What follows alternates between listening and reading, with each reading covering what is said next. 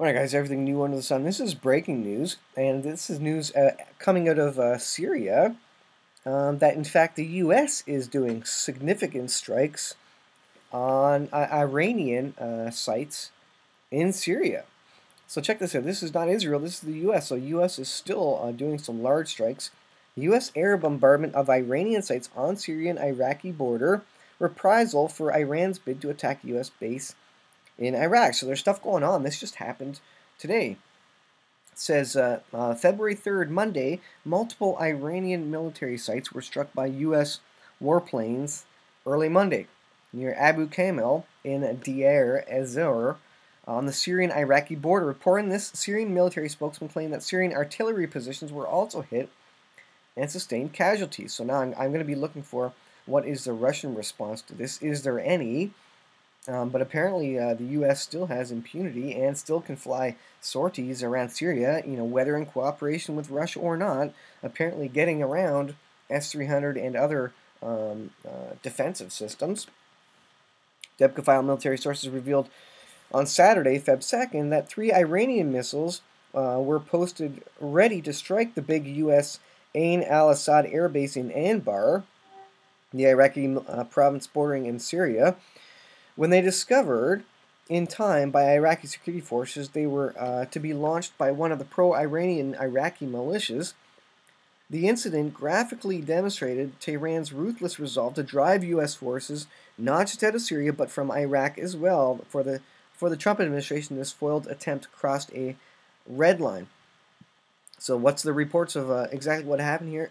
Well, it said USAF struck during a CBS TV interview with Trump, in which he referred to the same al-Assad base when he stressed the importance of maintaining U.S. forces in Iraq. He says, all I want to do is be able to watch. So he's going to leave forces, U.S. is leaving forces in Iraq. We have an unbelievable and expensive military base in Iraq. It is perfectly situated for looking at all over different parts of the troubled Middle East. So they're going to use it as a watchtower, a watch point basically, to monitor things happening in the Middle East. Rather than pulling it up, he said, we're going to keep watching and we're going to keep seeing if there's trouble. If somebody is looking to do nuclear weapons or other things, we're going to know it before they do. So they're going to keep it as an intelligence station, rather. So multiple Iranian sources hit by U.S. aircraft. And Iran is on guard for this. They are now on notice. And is there going to be another attempted strike on U.S. or usually what they do is they, instead of going after the U.S., they try and hit Israel. So watch for an escalation against Israel later today, I would say. So we'll watch the news. But here's another Debka.com report, and this is about Iran's capabilities. Neither Israel nor U.S. has the capacity to counter Iran's new cruise missile. This is from February 2nd, a couple of days ago. The new Havazeh cruise missile with a range of 1,350 kilometers was tested Saturday as Iran's answer to the successful Israeli-U.S. Arrow 3 missile test on January 22nd. Iran has made rapid strides towards developing a medium-range missile for attacking who? Attacking Israel in 3 test launches in recent weeks. In the first, December 29th, the Fajar 5 was aimed at central Israel. 3 weeks later, on January 21st, a Fatah 100 was fired towards Golan. And in the last one, marking the 40th anniversary of the 1979 Islamic Republic revolution, a cruise missile was hailed by Iranian Defense Minister Hatami as accurately hitting its intended target at 1,200 kilometers, and that happens to be the exact distance that Iran is from Israel. So it's obviously Iran's stated goal and purpose to destroy Israel. They make no secret of that fact, and they're producing weapons to get that, to basically hit that target, literally. It says Iran is confident that neither the U.S. Nor Israel have an answer to that particular missile. And indeed, say our military experts, no military force in the world has so far found an effective means of intercepting cruise missiles before they strike, unless they are short range, it says. Cruise missiles can hug mountains, hills and dip in valleys, thereby evading radars and counter-missile systems. Because of these assets, the U.S. has used Tomahawk cruise missiles for attacks in Syria. So you can see the advantage of these cruise missile systems. They get around all the air defenses, and that's why both sides are using it. Says the Russians use caliber NKs, and Israel uses the Delilah cruise missile, which has a range of 250 kilometers, which the Syrian army and Russian forces based in Syria have not been able to intercept. Israel also has cruise missiles of other types. So it's a very useful sort of weapon, hugging the terrain, able to get where they need to, and now Iran has a medium range missile of the sort, and so Israel is going to need to come up with some countermeasure against this. So further escalations, further threats, and what it means for Israel if they can't create a defensive system that's going to properly protect them from this. They're going to have to go into Iran and take out the missile building sites, the factories, the missile factories, and take these out at the source before they can actually be left to fly against Israel. Since Israel can't shoot them down when they're on their way, they're going to have to do a preemptive strike in the missile factories where these are being built. So again, a further escalation, a further reason for Israel to actually go in and attack Iran on Iranian soil to remove the existential threat that is these types of missiles, and remove the existential threat that is Iran threatening to push Israel into the sea and wipe them out, cause them to cease from being a nation, as the Bible says and speaks to.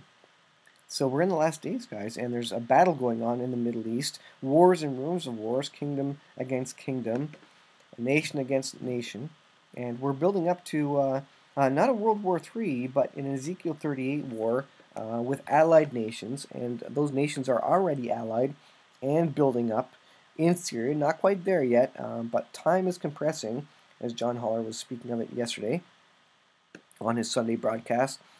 Things are speeding up. There's an escalation of events happening, and the Bible even speaks to a time when the time is almost compressed and shortened for the sake of the elect, for the sake of the believers. That time is shortened so that we don't have to endure such a long, painful, drawn-out time, that the Lord actually shortens that period of time. So interesting words of the Bible uses to describe it, and what God is going to do during this time, that the time is being compressed and shortened for the sake of the elect, and that all of these things are coming down the pipe, and they may look far out right now, but as time is compressed, as things speed up and accelerate, we're going to see an explosion of all these things in short order. Next thing we have coming up is the Israeli election, the peace plan to be revealed directly after that, according to current news on the subject of the peace plan, and I don't think there's a lot of time left after that before this stuff really kicks off into high gear. And you have the buildup, the situation of Iran, Israel in the Middle East, the hooks in the jaw of Russia, what large strikes are going to occur.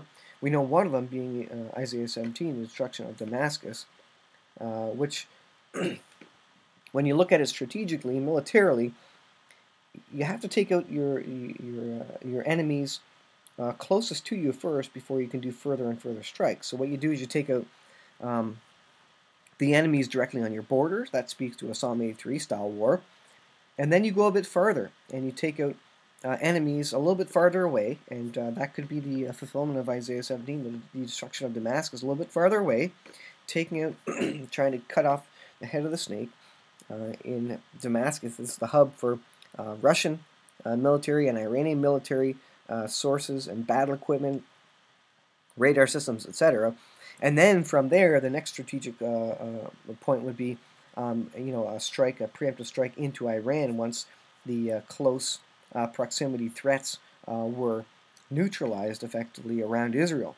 But they don't get that far, biblically speaking. They don't get as far as doing a preemptive strike on Iran. It's not spoken of, at least, because it appears like the destruction of Damascus is a large enough hook in the jaw for Russia to turn back to bring the Allied nations, to lead the Allied nations to war against Israel.